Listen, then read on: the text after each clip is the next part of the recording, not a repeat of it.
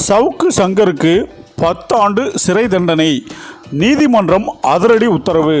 அதாவது மதுரை போதைப்பொருள் தடுப்பு சிறப்பு நீதிமன்றத்தில் சவுக்கு சங்கருக்கு ஆஜர்படுத்தப்பட்டார்.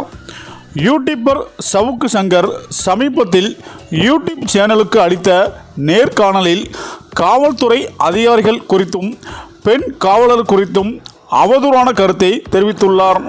இந்த வீடியோ காட்சிகளை பார்த்த கோவை சைபர் கிரைம் போலீசார் சவுக்கு சங்கர் மீது தகவல் தொழில்நுட்ப சட்டம் மற்றும் பெண்களுக்கு எதிரான வன்கொடுமை வழக்கில் வழக்கு பதிவு செய்தனர். இதைத் தொடர்ந்து தேனி மாவட்டத்தில் தங்கியிருந்த சவுக்கு சங்கரை கோவை மாநகர சைபர் கிரைம் போலீசார் கைது செய்து நீதிமன்றத்தில் ஆஜர்படுத்தினர். மே 17 வரை நீதிமன்ற காவலில் சிறையில் அடைத்தனர்.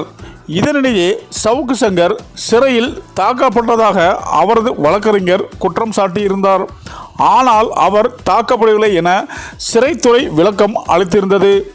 இதையடுத்து சவுக்கு சங்கரின் தாயார் நீதிமன்றத்தில் ஆட்கொணர்வு மனு தாக்கல் செய்தார். இந்த நிலையில் மதுரை போதைப்பொருள் தடுப்பு சிறப்பு நீதிமன்றத்தில் சவுக்கு சங்கர் ஆஜர்படுத்தப்பட்டார்.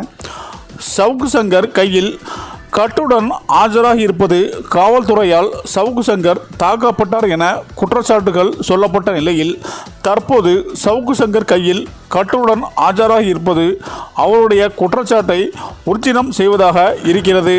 இந்த நிலையில் அது மட்டும் அல்லாமல் இந்த வழக்கில் சவுக்கு சங்கர் மீது குற்றம் நிரூபிக்கப்பட்டால் இவருக்கு 10 ஆண்டுகள் வரையிலும் சிறை தண்டனை கொடுக்கவும் வாய்ப்பு இருப்பதாக நீதிமன்றம் வட்டாரத்தில் இருந்து தகவல்கள் வெளியாகி வருகிறது என அரசியல் வட்டாரங்கள் கூறி வருகின்றனர். சரி, இந்த வீடியோ பற்றிய உங்கள் கருத்துக்களை கமெண்ட்ல சொல்லுங்க. மேலும் வீடியோ பிடித்திருந்தால் லைக் பண்ணுங்க, ஷேர் பண்ணுங்க, மறக்காம நம்ம சேனலை சப்ஸ்கிரைப் பண்ணிக்கோங்க. நன்றி.